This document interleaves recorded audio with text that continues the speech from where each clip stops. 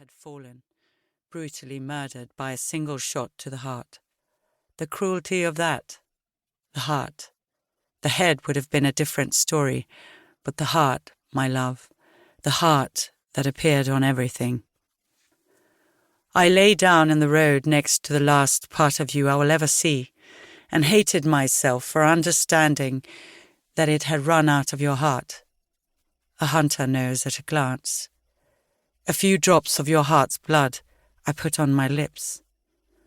I was never allowed to see you again or go to your funeral, but a bit of your strength, a few drops of the heart that was on everything, I will carry with me to death, a lifetime later, not now.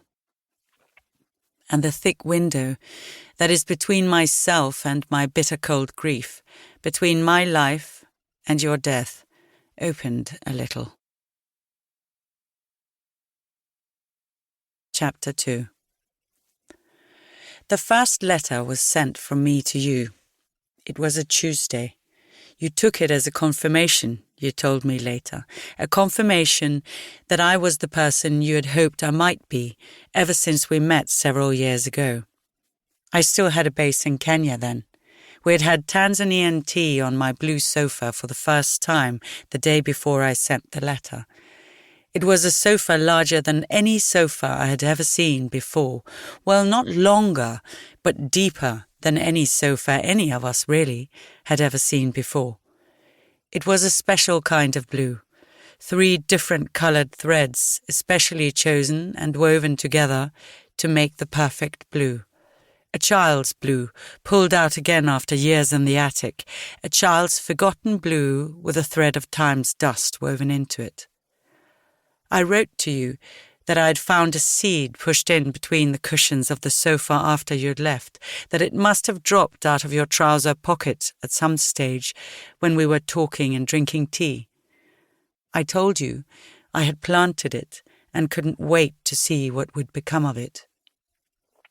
The answer you sent back was as if you'd finally discovered me, caught me in the act of being somebody you had already made a space for in your heart. You shouted, "I knew it!" But as far as airborne words are concerned, you had already started using them years ago. Back then, you'd seen me sitting by the fireplace at a friend's house, seated in my usual position of people watching. Watching people was what I would spend most of my evening doing at any kind of social gathering. Watching intensely and stubbornly, slightly embarrassed that I still hadn't understood the rules of this game I had so often witnessed, confused at my own inability to comprehend the point of the sport I was obviously, at least in body, part of somehow. You came over and crouched down, knees and bent toes resting on the floor beside my armchair. "You look like a bird of prey," was the first thing you said to me that day. I don't know which kind, but it is a raptor. I didn't find those words interesting in any way. I didn't trust them. I told you to tell me a story instead of trying to flatter me.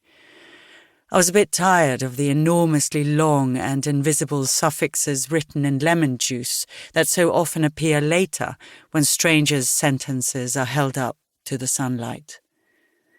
I didn't see you for quite a while after that. Well, I met you on occasion, but didn't talk to you and didn't see you more than I see anything big so close without taking a step away from it first. Children have understood so clearly that we cease to exist when we close our eyes. As grown-ups, we only understand when we see in the rearview mirror. I was born without eyelids, so sooner or later I had to let you in. I couldn't keep on turning my face away. But you had known that we existed before I had seen. Thank God for that. There wouldn't have been any time at all for us otherwise.